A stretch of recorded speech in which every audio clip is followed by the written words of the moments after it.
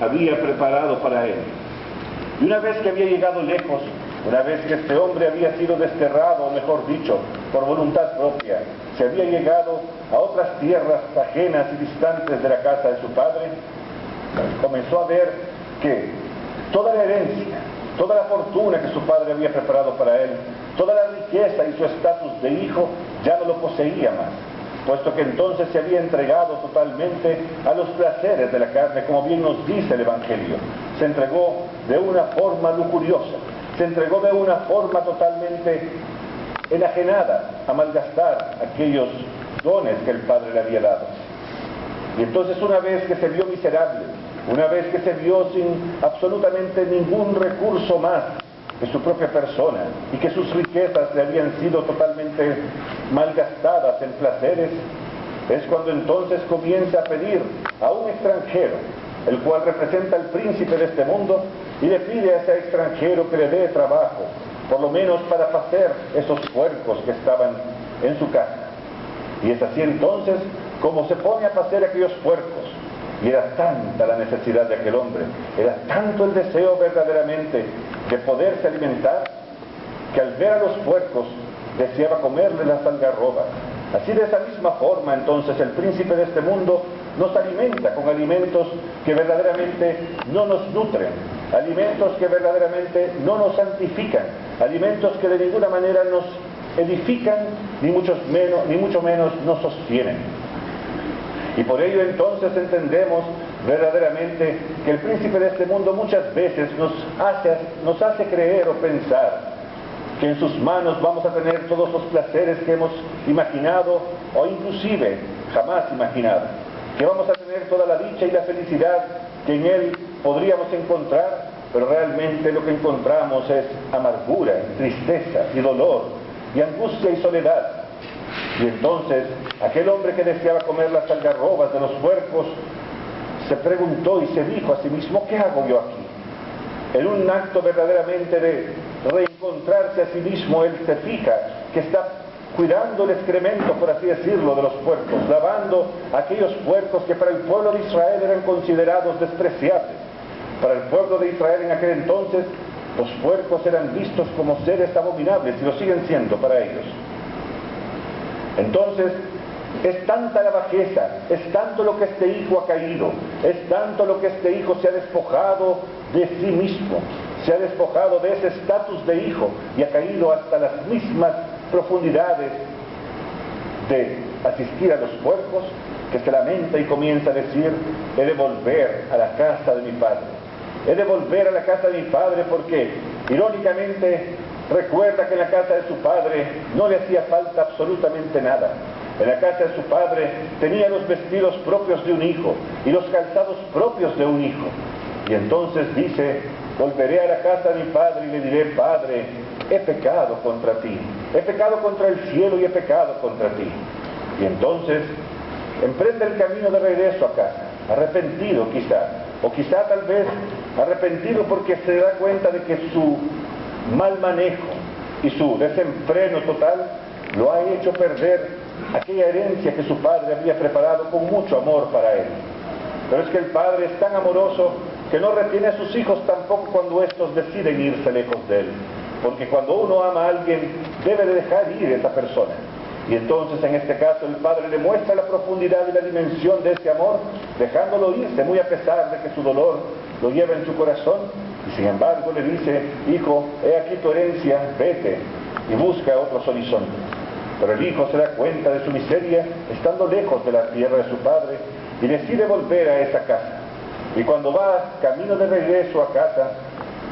se da cuenta de algo.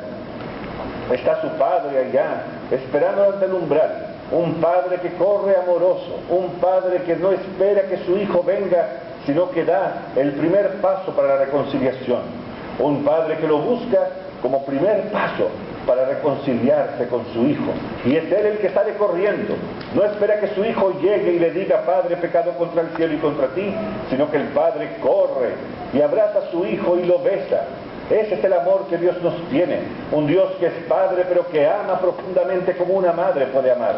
un Dios que es Padre pero que nos perdona muy a pesar de todos nuestros pecados, Un Dios que no espera que nosotros demos el primer paso, sino que Él lo da primero. Un Dios que verdaderamente nos reencuentra y nos funde en un abrazo de amor, porque verdaderamente es Él quien nos busca y no nosotros a Él. No es que nosotros estemos buscando a Dios, es Dios quien nos está buscando.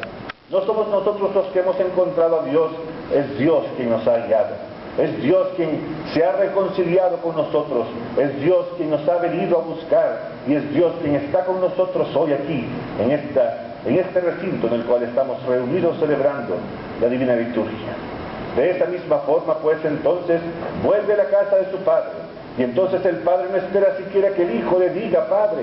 sino que simple y sencillamente lo calla y llama a uno de sus mayordomos y le dice, vístanlo con las vestimentas como hijo, y pónganle las sandalias y le pone más aún el anillo en el dedo, dándole el estatus, recuperándole pues el honor que él necesita tener como su hijo y restituyéndolo verdaderamente a esa dignidad que tenía antes de haberse ido de la casa de su padre.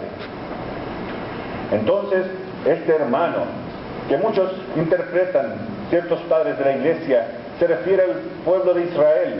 al ver a los gentiles, nosotros que éramos pueblo sin un Dios, y que después de la venida de Cristo nuestro Señor Jesús y Salvador,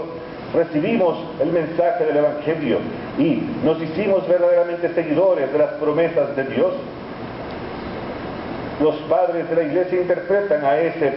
hermano mayor como a ese Israel que no quería dejar que otros pueblos vinieran a la presencia del Padre, porque ese siempre había estado con el Padre, y le dice, Padre, jamás nunca me has dado un cordero para celebrar con mis amigos, mientras que recibes a este tu hijo, que ha malgastado su herencia con prostitutas. ¿Y cómo lo sabe? ¿Cómo lo sabe? Esa pregunta. ¿Cómo el hijo mayor puede saber que su hermano menor estaba con prostitutas si no es porque también él mismo de alguna forma u otra hipócritamente lo hacía también? Entonces, ¿quién es más justo? ¿Y quién es más digno? Simple y sencillamente entendemos de este Evangelio y de este episodio que verdaderamente nadie es digno para Dios, pero Dios nos ama a todos por igual y nos abraza a todos por igual y nos busca a todos por igual y nos perdona a todos por igual. Entonces, amados, verdaderamente vemos de que le dice al mayordomo, ve y prepara el cordero cebado. Ese mismo cordero cebado es el que Dios nos dio, el cordero que quita el pecado del mundo, y cuando Él decide dárnoslo, cuando Él decide verdaderamente sacrificarlo, nos lo sacrifica para que nosotros comamos y nos hartemos y verdaderamente nos regocijemos de ese cordero que nos quita los pecados y que más aún nos transforma en verdaderos hijos del Padre. Por lo tanto, que este domingo del amor del Hijo Pródigo, de este domingo del Hijo Pródigo, les sirva a ustedes para comprender verdaderamente el llamado que cada uno de ustedes tiene, hombres y mujeres, niños y niñas, adultos y jóvenes, todos están llamados a ser amados por el amor de Dios. Todos ustedes están verdaderamente llamados a reencontrarse con ese Padre amoroso que no espera que nosotros volvamos a Él, sino que Él viene a nuestro encuentro. A Él sea todo honor y gloria por siempre. Amén.